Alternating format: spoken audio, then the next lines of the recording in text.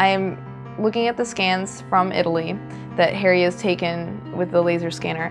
The laser scanner comes in and takes images of one specific view, and then the piece is rotated and another shot is taken of that piece. And then each scan needs to be compiled to create a whole, and then that final piece is then sent off to be processed in a form of rapid prototyping.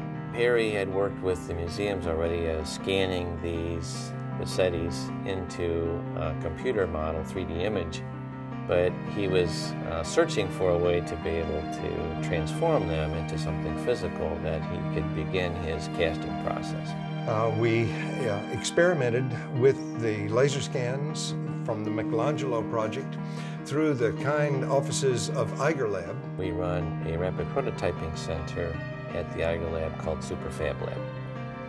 Rapid prototyping is a way of taking a computer model, 3D image, if you will, and transforming it into something solid. When we first started this project, I seen it as another rapid prototyping project, no different from anything else. It is just taking an electronic file and creating a 3D image of it. And so we just went at it with that particular mindset. And as we started to create the part, we started thinking about it, and we started digging this part out of here, and it started to dawn on me. And I'm not a person that's really a big art fan or anything. I enjoy looking at art, but I wouldn't consider myself a real fan of art. And I started looking at this thinking, holy smokes, this is the very first replica of a Michelangelo Rossetti. We dug them out, we're working on them, and now it's like the excitement level just started. Like, this is something nobody's ever done before.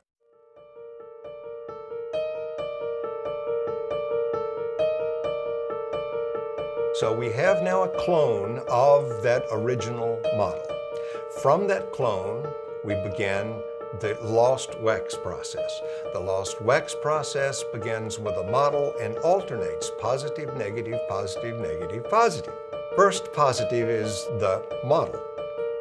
The first negative is created by painting on the model, creating a rubber mold, removing the original from it. Ergo, a negative. We introduce wax into that.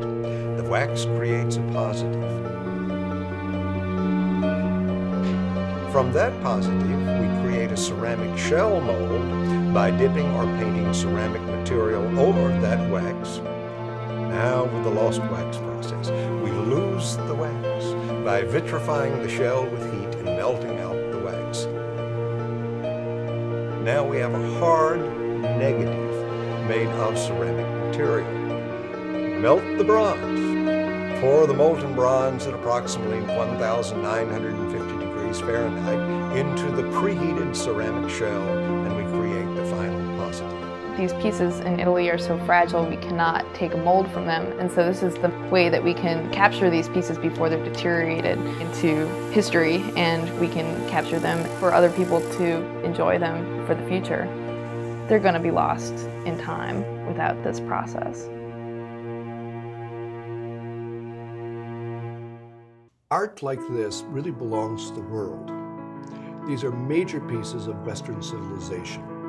Unfortunately, because of the fragile nature of them, if you want to study Michelangelo's original inspirations and want to see the original for David or the original of the Louvre slave, you must go to Florence. One of the most beautiful parts of this whole idea of making authorized replicas or authorized clones of these Michelangelo pieces and getting the funds back to the museum is the pieces will pay for themselves. I would say that they're like the footprints Michelangelo left as he led to his great works. And to preserve those is very important. And what better way than this? And in this process, by taking the scanning and the replicating of an existing part without destroying it is something that's very unique to the art industry. And never before have you been able to replicate this. One thing in this project that sparked my curiosity about art and Michelangelo It's just where could this go, this mixture of technology and art. Throughout history, artists have embraced or rejected new technology of their time. Quite often today, the world is changing so fast and technology is such a deep river that it passes by the world of the artist because it exists in the domain of the engineer and the physicist. So the use of these new technologies that are not so new to industry and engineering are very new and quite vital to artists who wish to experiment with the new technology. However, the very exciting thing is we have the ability to archive and the ability to produce that which was not archivable and not producible. By scanning these pieces and preserving them that way, digitally, we have a record for the future if anything should happen. Here we've got as close of a replica as you can get today. The beauty about these pieces are they're going to be cast in bronze, which is basically unbreakable, and they can be disseminated even to the smallest museums for students to study.